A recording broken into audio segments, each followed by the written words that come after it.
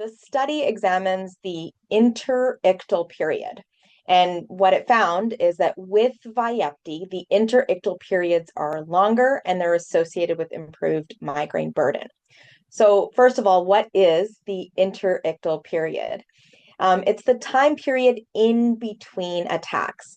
And when people have very frequent attacks, these interictal periods are often very, very short.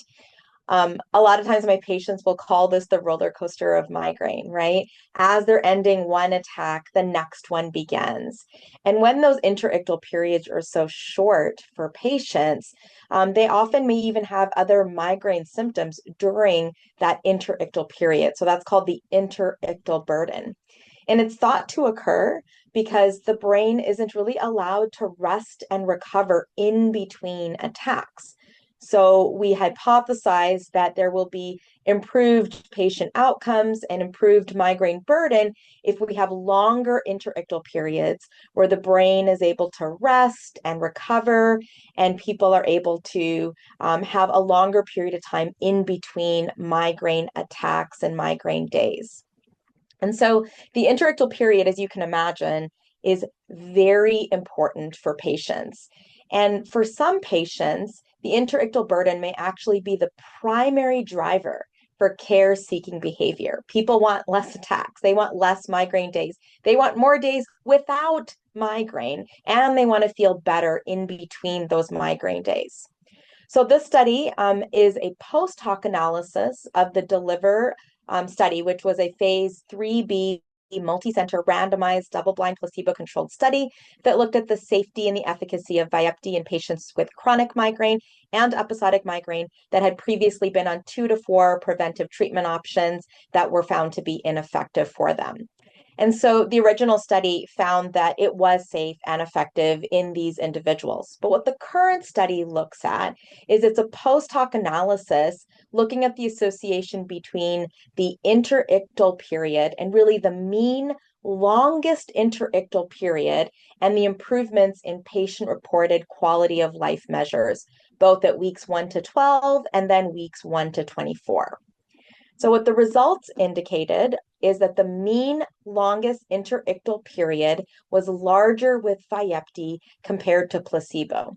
And there were more individuals who were on Vyepti compared to placebo that had greater than 14 days as their longest interictal period or greater than 21 days as their longest interictal period. These numbers are really significant.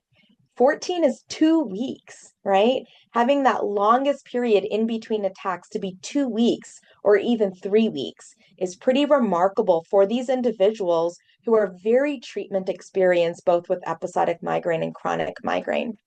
So in fact, in weeks 1 to 24, I found it was very striking to see that over 50% of patients had greater than 14-day interictal period. And so I thought that was just amazing. It's actually a data point I talk about with my patients because it has a great impact on them and really encourages them to take that next step in their migraine care. And so not only do we want these longer interictal periods, we want to know that it correlates with improved function, and it did. So the longer interictal periods on Vyepti, looking at greater than 14 days or greater than 21 days, correlated with improvement in the burden of migraine disease as reported through patient-reported outcomes, specifically looking at the HIT-6 headache impact, as well as the Patient Global Impression of Change, the PGIC, which is like my favorite PRO because it's basically asking patients, are you doing better? Are you doing worse? Are you a lot better? And patients really found that they were doing better and a lot better, or much improved or very much improved when they were having those longer interictal periods and they were on Vyepti. So overall, really individuals living with migraine who have longer periods of time in between migraine attacks, or these longer interictal periods, are experiencing reduced burden of migraine and having an improvement in their quality of life.